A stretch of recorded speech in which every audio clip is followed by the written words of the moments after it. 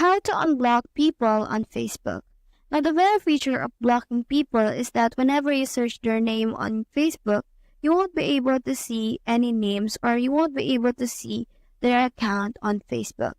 Now, in order for you to unblock people on Facebook, all you have to do is to go to your main menu right here and scroll down until you find Settings and Privacy. You just have to tap on that and click on Settings right here. Once you're on your settings, you just have to scroll down until you find this section of Audience and Visibility.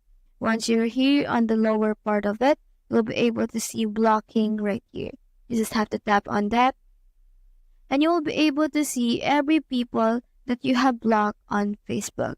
Now, in order for you to unblock these people, all you have to do is to tap on their name or unblock them and tap on Unblock right here. Now, whenever you search their name, you will be able to see their name on your Facebook search bar. So that's how to unblock people on Facebook. Hope we helped.